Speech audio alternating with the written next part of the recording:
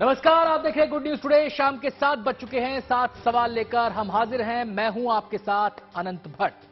सीमा हैदर, ये नाम और इससे जुड़ी कहानी आज हिंदुस्तान और पाकिस्तान में खूब कही सुनी जा रही है। कई बार यह लगता है कि कहानी उतनी ही है जितनी बताई गई है, तो कुछ बातें ये सोचने पर मजबूर करती हैं कि कहानी उससे कहीं ज्यादा तो नहीं जितना बताया गया है। इसी की पड़ताल का जिम्मा यूपी एटीएस को सौंपा गया। एटीएस ने सीमा से कई दौर की पूछताछ की है। अब यह पूछताछ पूरी हो चुकी है। हमारे आज के सातों सवाल इसी मुद्दे पर केंद्रित हैं और नजर डालते हैं हमारे आज के पहले सवाल पर, जो रहा आपके सामने। और सवाल है, क्या सीमा ने अग्नि परीक्षा पास कर ली है? सीमा के लिए यूपी एटीएस की पूछताछ किसी अग्नि परीक्षा से कम नहीं थी। बीते 2-3 दिन में एटीएस ने कई घंटे सीमा से सवाल जवाब किए। हर उस सवाल को पूछा गया जो सीमा पर दागा जा रहा है।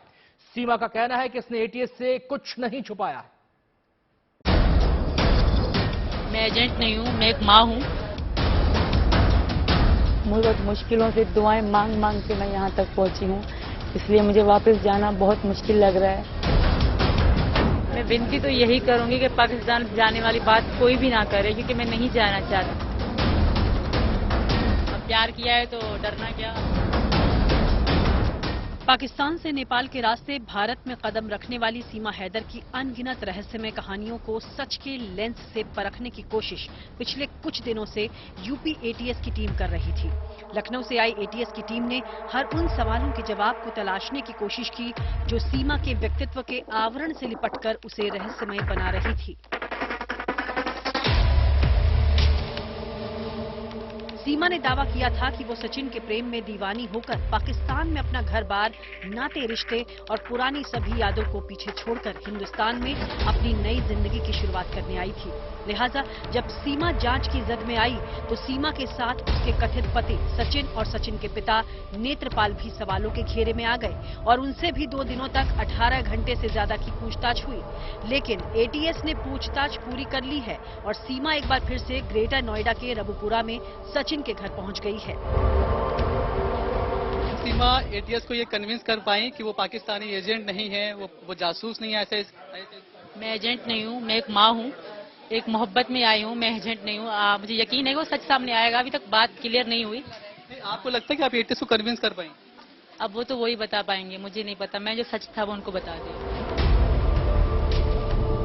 एटीएस की टीम ने सीमा के साथ साथ सचिन से भी हर वो बारीक जानकारी हासिल करने की कोशिश की जिससे इन दोनों की प्रेम कहानी की सच्चाई का खुलासा हो सके। आपको लगता है कि आप लोग समझा पाए एटीएस को कि जो है सीमा कोई और नहीं है, आपकी बस प्रेमिका ही है? नहीं सर, पूछताछ तो हुई थी। खैर हम नहीं कह रहे कि पूछताछ नहीं हुई थी। पूछताछ सब कुछ हुई थी कि कैसे आए से, कब से बात हो रही थी, कैसे मिले थे और कब आई थी, ये सब जानकर सब पूछताछ हुई थी। सचिन और सीमा का दावा है कि उन्होंने पूछताछ के दौरान एटीएस से कुछ नहीं छिपाया और उन्हें हर वो जानकारी मुहैया कराई जिसके बारे में उनसे पूछा जा रहा था। सीमा से पूछताछ में पाकिस्तान में उनकी गुजरी जिंदगी के बारे में तफसील से तहकीकात की गई। पूछताछ के दौरान सीमा नर्वस भी हो गई थी। बहुत बुरा था समय वो मेरे लिए। वो मैं घर आई तो मेरे लिए मौत जैसा समय था। ये वहीं पे थे, मैं यहाँ आ गई थी तो बहुत रोई, हद से ज्यादा। मेरे बच्चे अलग थे मुझसे तो बहुत दुख था। ये बिल्कुल रोई थी मैं। मेरे बच्चों से, जब मेरे बच्चे रो रहे थे मेरे लिए, तो बेटियां मेरी खास तौर छोटी छोटी बेटियां, बेटा तो बड़ा है। सीमा के पाकिस्तान से जबरदस्त जोखिम उठाकर 4 बच्चों के साथ 3 मुल्कों की सरहद लांघकर भारत पहुंचना किसी रोमांचक कथा से कम नहीं है। ऐसे में एक बड़ा वर्ग ऐसा है जिसे ये लगता है कि बगैर किसी मदद के सीमा का यहाँ पहुंचना नामुमकिन था। लेकिन सीमा इन तर्कपूर्ण सवालों को बेमानी बता रही है। क्या कोई तीसरा था जिसने आपकी मदद करी एंट्री में? ये सारे सवाल थे उस बीच। पाकिस्तान में कोई भी ऐसा नहीं है जो मुझे कहता कि हाँ तुम जाओ, हिंदू बन जाओ, हिंदू से शादी करो। अगर किसी को पता पड़ता ना वहाँ मैं इंडिया जाने का मेरा कोई है तो मुझे वहीं पहले उड़ा देते। यहाँ तो आने की बात भी ना बाद में होती, या मुझे ये कहते कि तुम इसको वहाँ बुला लो।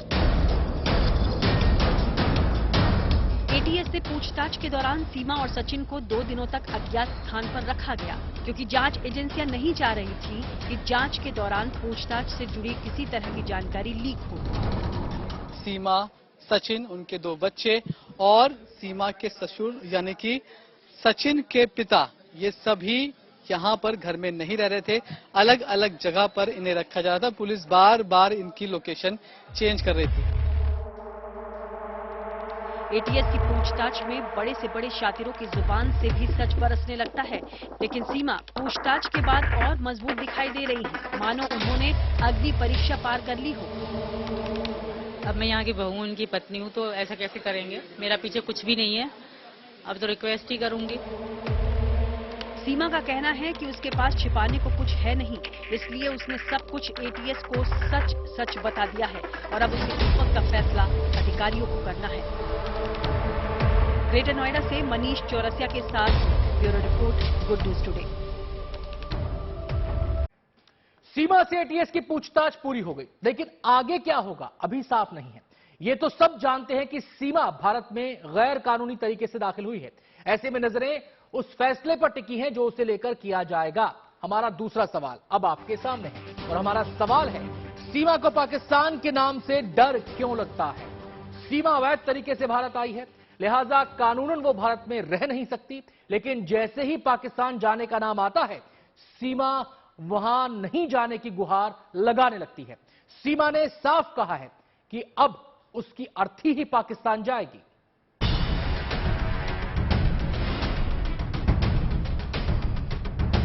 पर जिंदा मैं नहीं जाऊंगी, मेरी अर्थी ही जाएगी, ये भी मैं आज कह रही हूँ। मैं तो जाऊंगी तो मुझे मतलब मौत के मुंह में डाला जाएगा।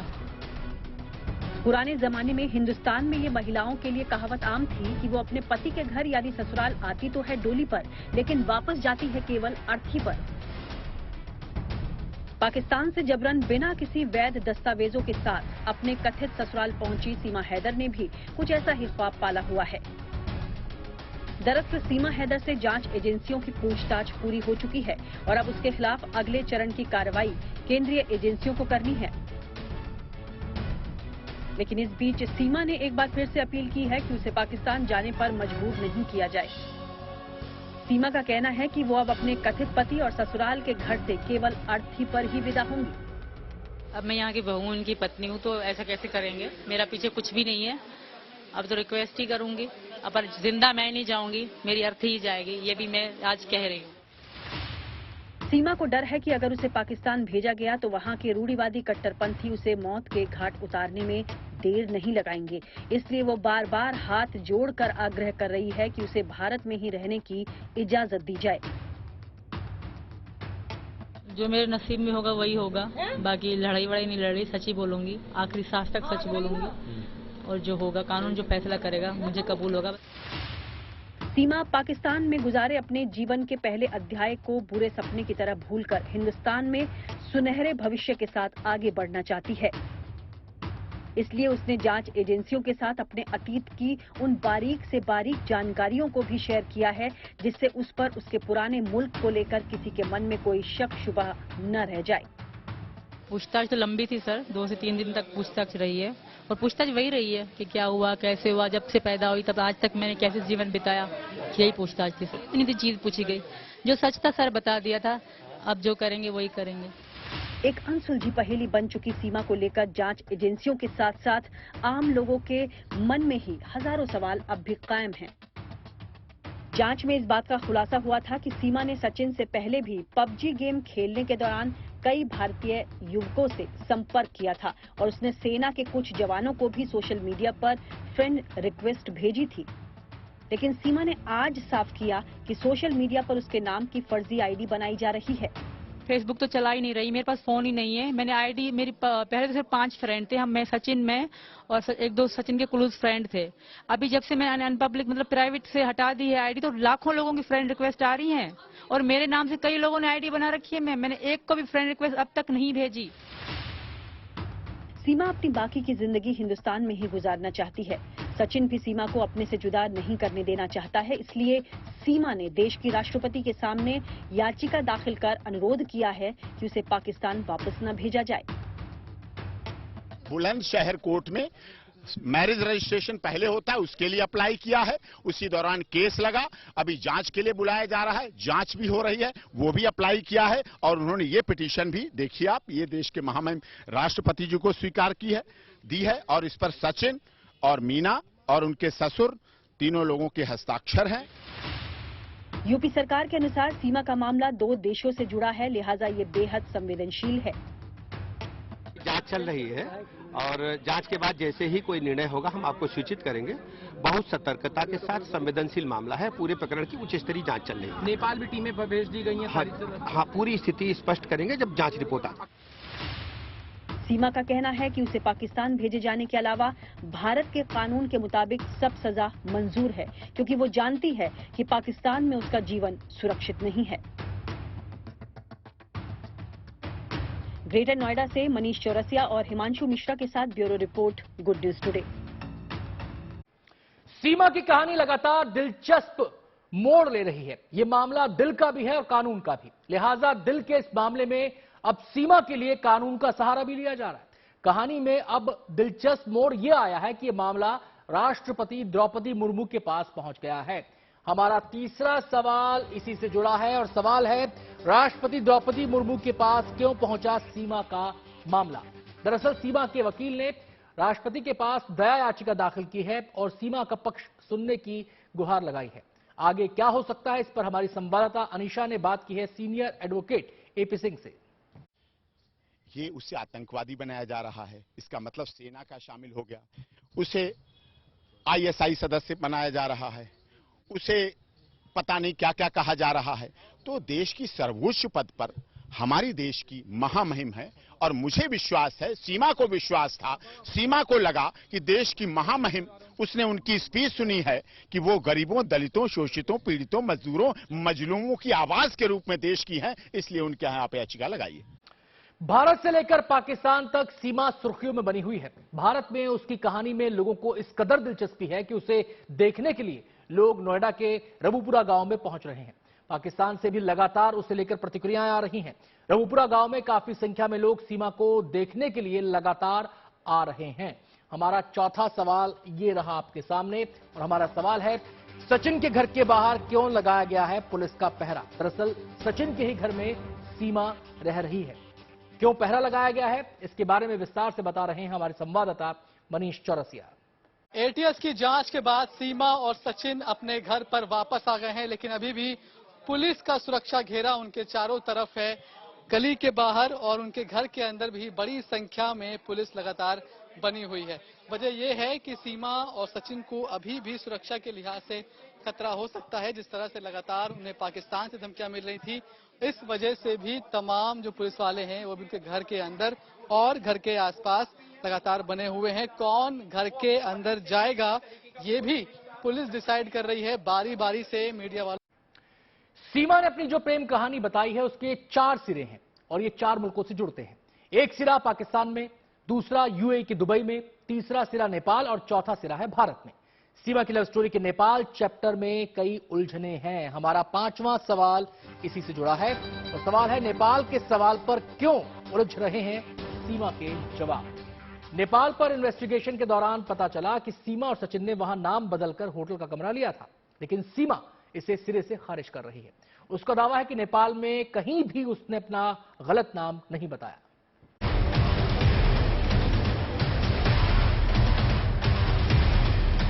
हमारी बातचीत चलती रहती थी, मेरी रूह यहाँ ही थी, समझे। मुझे बहुत मुश्किलों से दुआएं मांग मांग के मैं यहाँ तक पहुँची हूँ, इसलिए मुझे वापस जाना बहुत मुश्किल लग रहा है, क्योंकि मैं सचिन को छोड़ के जाना नहीं चाहती सर। मैं बहुत मुश्किल, बहुत दुख देख के यहाँ आई हूँ सर। सीमा नेपाल के रास्ते भारत में दाखिल हुई थी, लेकिन जब गुड न्यूज टुडे की टीम ने नेपाल में अपनी जांच की तो सीमा के दावों और वहां से मिले सबूतों के बीच बड़ा विरोधाभास देखने को मिला। ऐसे में सीमा के दावों पर सवाल खड़े होने लगे थे और ये पूछा जाने लगा था कि आखिर सीमा को भारत में एंट्री के लिए झूठ क्यों बोलना पड़ा। सीमा ने पाकिस्तान के कराची से 2 बार नेपाल का सफर किया। पहली बार सीमा नेपाल की राजधानी काठमांडू मार्च महीने में अकेले ही पहुंची। यहाँ सचिन पहले से सीमा का इंतजार कर रहा था। काठमांडू में सचिन ने सीमा के साथ रहने के लिए न्यू विनायक नाम का छोटा सा होटल चुना, लेकिन होटल के रिसेप्शनिस्ट ने दावा किया कि यहाँ सचिन ने अपना सही नाम नहीं बताया था। जब हमारी टीम ने इस होटल के रजिस्टर की जांच की तो उन्हें भी सचिन के यहाँ रहने की सबूत नहीं मिले, लेकिन सीमा और सचिन का दावा है कि उन्होंने यहाँ नाम बदलकर एंट्री नहीं ली थी। बाद में हमको पता चला कि वो लोग सीमा और ये थे, तो उससे पहले हमको मालूम ही नहीं था कि वो लोग ऐसा ये करके। वो लोग ने कुछ नहीं बताया था। जब फर्स्ट टाइम सचिन आए थे, सचिन ने बोला कि मेरी बीवी भी आने वाली है। 204 नंबर कमरा था, पर ऐसी कोई एंट्री नहीं उन्होंने की ही नहीं। मुझसे पहले तो उन्होंने करा था, मैं तो बाद में गई थी। तो मुझे मेरे साथ बहुत अच्छे से रहे, फैमिली की तरह हम लोग रहे। उनका जो अंकल थे वो मुझे बेटी की तरह सम्मान थे। 2 और हैं, तीसरी तुम मेरी बेटी हो सीमा। बिल्कुल उनको नाम मेरा पता था, इनका नाम सचिन पता था। वो उनको भी अपना वो सेफ्टी चाहिए, वो इसलिए वो कह रहे हैं नाम लिखवाया, गलत लिखवाया सब। दूसरी बार सीमा एक बार फिर से मई महीने में नेपाल पहुंची। इस बार उसके साथ उसके 4 बच्चे भी थे, लेकिन इस बार उसने काठमांडू की जगह पोखरा का रुख किया। पोखरा में सीमा ने एक बार फिर से अपना नाम बदला। यहाँ उसने दिल्ली जाने वाली बस में अपना टिकट बुक कराने के दौरान अपना नाम प्रीति बताया, लेकिन सीमा बस ऑपरेटर की बात को झूठ बता रही है। सीमा का दावा है कि वहाँ उसने अपने को सचिन की पत्नी बताया था। मैंने उन्होंने कहा प्रीति नाम बोला था, प्रीति ऐसा कुछ बोला था नाम। सीमा तो नहीं बोला था, नहीं बोला। प्रीति और मेरे पास व्हाट्सएप उन्होंने। बस में जो मेरी पहचान है, सचिन मेरे पति हैं, यही बताया था। और क्या, मैं एक भारतीय हूँ, जो कि मैं हूँ। भले आप लोग कुछ भी कहो, पर मैं खुद को इंडियन मानती हूँ। सचिन और सीमा के बीच नेपाल के पशुपतिनाथ मंदिर में हुई शादी को लेकर भी सवाल उठ रहे हैं। हम जब सचिन और सीमा की शादी के दावों की पड़ताल करने पशुपतिनाथ मंदिर पहुंचे, तो वहां पर हमें उनकी शादी का कोई सबूत नहीं मिला था। लेकिन आज सचिन और सीमा ने एक बार फिर दोहराया है कि उन दोनों ने मंदिर में शादी की थी। पशुपतिनाथ मंदिर में हमने शादी की थी। हाँ, रजिस्टर नहीं हुई थी। अब मैंने सिंदूर भी भरा था मांग में और मंगलसूत्र भी पहना। सीमा ने नेपाल से सरहद पार कर भारत में एंट्री लेने के लिए कई तरह की तिकड़में लगाई, लेकिन उसका कहना है कि उसको इसमें किसी ने कोई मदद नहीं की। मदद यूट्यूब ने की थी। यूट्यूब ने? किसी टूरिस्ट गाइड की भी मदद की थी? नहीं, वो तो टिकट करते हैं, उनका काम है। सिर्फ इंडिया, भारत, किसी हर पूरी दुनिया में जितने भी देश हैं, जो सैयद फहद अब्बासी भाई है, तो वो सबकी टिकट करते हैं। वो अपनी फीस लेते हैं, टिकट करते हैं। मैंने उन्हीं से टिकट करवाई है। इसका मतलब ये नहीं कि वो कोई हेल्पर था, कोई ऐसा वैसा किया। सीमा का सच क्या है, इसका खुलासा जल्द ही होने वाला है, क्योंकि सीमा से पूछताछ पूरी हो चुकी है। ऐसे में सभी की निगाहें इस बात पर टिकी हैं कि सीमा को भारत में रहने का मौका मिलेगा या फिर उसे नेपाल डिपोर्ट कर दिया जाएगा। नेपाल के पोखरा से समर्थ श्रीवास्तव और ग्रेटर नोएडा से मनीष चौरसिया के साथ bureau report, good news today.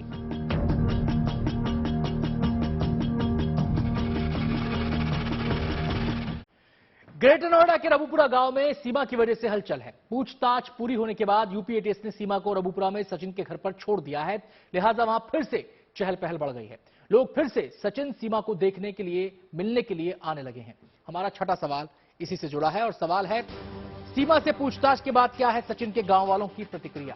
गांव वाले सीमा के समर्थन में नजर आते हैं। आइए आपको सुनवाते हैं गांव वालों का क्या कहना है।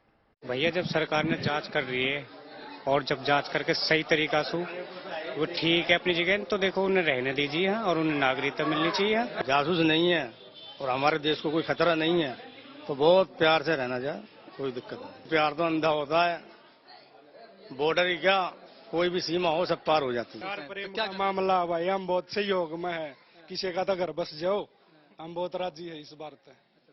सही है, प्यार को मामला है, बढ़िया है ना। वापिस ने भेजनी चाहिए इन सीमा भाभी को। भारत का नेपाल से लगा बॉर्डर कई जगहों से खुला हुआ है, जहां से देश में दाखिल होना बेहद आसान है। लेकिन देश में कोई अवांछित व्यक्ति प्रवेश ना कर सके, इसके लिए बॉर्डर पर कड़ी चौकसी बरती जाती है।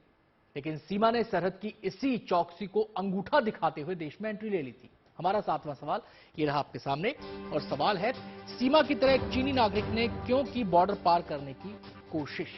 दरअसल सीमा की तरह ही एक चीनी नागरिक ने भी इस उम्मीद के साथ बॉर्डर पार करने की कोशिश की कि वो सीमा की तरह आसानी से भारत में दाखिल हो जाएगा, लेकिन सीमा पर तैनात सुरक्षा बल चौकन्ने थे। मामला दार्जिलिंग की भारत नेपाल सीमा से जुड़ा है, जहां फर्जी दस्तावेज के सहारे एक चीनी नागरिक ने भारत में घुसने की कोशिश की। हालांकि सुरक्षा एजेंसियों की सतर्कता की वजह से वो ऐसा करने में नाकाम हो गया। उस चीनी नागरिक को गिरफ्तार कर लिया गया है। गिरफ्तार किए गए चीनी नागरिक का असली नाम पेन है और वो नेपाल में पहचान बदलकर फर्जी नाम उमेश के साथ रह रहा था। इसी नाम से उसने नेपाल में पासपोर्ट भी बनवा रखा था।